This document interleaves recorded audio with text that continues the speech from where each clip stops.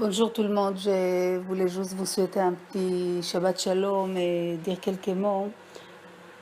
Bezrat Hashem, vous savez, הניסיונות, les épreuves avant Mashiach, tout ce qu'on voit, tout ce qu'on entend, chacun ce qui se passe au niveau personnel, c'est des choses qui ne sont pas évidentes. Il y a beaucoup de questions, il y a beaucoup de choses qu'on se trouve qui sont injustes, qui sont pas logiques. Et on a souvent la même question qu'elle remonte. Et tzaddik, il souffre. Et pourtant, celui-là qui n'est pas tellement tzaddik, on dirait que tout va pour lui. Et moi, que je suis une tzaddiket, et pourquoi les choses ne viennent pas comme, il n'arrive pas, il ne développe pas comme je veux. Et toute la vie, toutes les missions de la vie, c'est de te tester jusqu'à quel point tu lâches pas la corde, jusqu'à quel point ta émona et bitachon, tu la développes. Quand tu vois que c'est dur et tu crois qu'il y a des choses qui sont injustes, il faut juste patienter.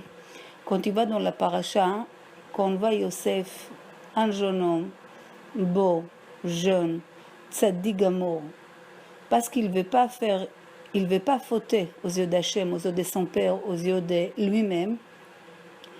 Le développement amène que, comme si c'est pas juste. Un homme qui il veut pas faire une faute, on le jette dans une prison pendant 12 ans. Ça veut dire qu'il peut poser des questions et dire comment, maintenant que j'ai fait une faute, que j'ai volé, j'ai tué, j'ai fait une adultère et je suis dans une prison, il y a les causes et effets, c'est normal, je paye ma faute. Mais quand je n'ai pas fait rien du tout, je suis tzaddik gamour, mes frères m'ont vendu en Égypte, la femme de mon patron, elle essaie de me faire fauter. Je refuse tout ça parce que je mets Hachem devant moi, je mets mon père devant moi et je ne faute pas. Et tout ça, le résultat de tout ça, c'est que je suis jetée dans une prison. Quand on voit le développement, comment Yosef, tout ce qui se passe avec Yosef, jusqu'il devient roi, on comprend que des fois dans la vie, pour devenir un roi, tu passes par une chemin qu'elle est plein de nissionotes, de voir est-ce que tu résistes, est-ce que tu continues à faire confiance à Hachem, tu continues à attraper la corde pour passer de l'autre côté de la rivière. Mais si tu lâches la corde, tu dis c'est pas juste, Akadosh Baruch Hu. Il y a des choses que je ne comprends pas. Comment ça se fait que moi j'éduque mon fils qu'il soit tzaddik et il ne veut même pas la religion? Et moi pourtant je suis une tzaddiket. Comment ça se fait que je donne la tzedaka et je tombe dans un problème de parnassa? Comment c'est possible que j'aide à tout le monde et moi-même j'ai un problème de shlom bayit ou d'éducation? C'est que des fois Kadosh Baruch Hu nous passe dans des chemins qui est opposé de ton dessin que toi tu fais. Opposé de complètement les calculs que toi tu fais dans ta tête. Tout ça pourquoi? Juste pour te tester ton émouna. La manne est tombée chaque jour du ciel. Chaque jour est tombée du ciel.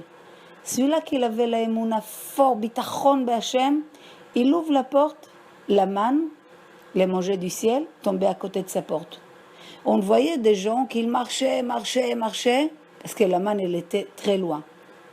Ça veut dire que quand ta émouna, elle était faible, quand ta bitachon, elle était faible, il fallait que tu vas chercher la manne plus tard. Ou si tu as fauté dans tes pensées, tu as fauté dans X choses, le lendemain, tu avais honte d'aller chercher, tout le monde va me voir marcher comme ça, ils vont savoir qu'il s'est passé un problème avec moi. Alors, je pense, je fais une chouva, je mange rien. Donc l'homme, quand il mange rien du tout, il est beaucoup plus proche de lui-même et d'Hachem, parce que qu'est-ce qui nous fait qu'on s'éloigne de tout? C'est cette monde-ci. Le manger, le plaisir, les repos, la vie, les photos, les vacances. Quand tu es déconnecté de tout ça, tu as plus de temps de penser à soi-même. Et c'est quoi ta tchouva? Et comme ça, l'homme, il faisait tchouva, le lendemain, les mains tombaient à côté. On voit que toute la vie, c'est que des nissionotes. Chacun doit être roi un jour sur lui-même, sur sa famille, entre son couple, sur ses enfants. Pas simplement roi d'Égypte, mais surtout on doit être roi d'Égypte. Égypte, c'est notre vie. Par où il se trouve en nous. Qui c'est qui m'empêche chaque fois de plier devant la volonté d'Hachem? Qui c'est qui m'empêche d'être un serviteur d'Akadosh Baruch Hu? Parce que j'ai deux rôles. Je dois être fils d'Hachem et serviteur d'Hachem.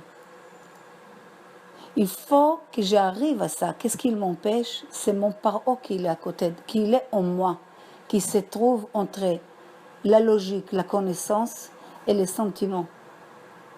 Au milieu, c'est les paro. Il ne veut pas que je réalise les choses que j'ai compris. Il ne veut pas que je plie devant les choses que j'ai compris. Alors déjà, pour être un roi sur moi-même, je dois passer par des chemins qui me nettoient. Mais ils sont durs, mais pas toujours je comprends. Où est la logique? Il y a plein de choses qui ne sont pas logiques. Et même quand tu comprends que tu comprends tout, Hachem il te montre encore que tu n'as rien compris. Parce qu'après 10 ans, Yosef il croyait qu'il est arrivé à un niveau de bitachon assez élevé. Donc il est à son niveau à lui, il a exagéré dans ses efforts qu'il fait avec les prisonniers qu'il a à côté de lui. Il lui dit, quand tu seras devant Pharaon, n'oublie pas de parler de moi. Mais il a dit une fois de plus. Comme il a répété 2 fois, Kadosh Baruch Hu lui a dit, toi, tu n'as pas encore compris qu'en od milvado, il n'y a aucune force dans cette monde mise à part moi. À ton niveau, à toi de Yosef, tu dois savoir que tu dois être lié directement avec moi. Il n'y a pas d'intermédiaire. Tout vient de moi. Il n'y a pas, grâce à cette personne, grâce à cet médecin, grâce à cette chose que tu vas arriver à sortir d'une chose. Il faut que tu arrives à comprendre que moi, je suis la source de tout. Et c'est moi qui les mashpia, c'est moi qui donne, remplit tout ce monde de tout. Si maintenant tu fais ta confiance sur une autre personne, je te laisse la main de cette personne. Comme Chachamim il dit, Kol haboter bezulat Hashem, Akadosh Baruch Hu, il met, si tu fais confiance à Paul, Akadosh Baruch Hu te laisse dans la main de Paul. Doma Paul, Zechono Levracha, donc on attend une nouvelle Paul. Ça veut dire que tu dois comprendre que tout c'est Akadosh Baruch Hu. Que la base de tout, c'est développer ta émouna et bitachon kebe Hashem.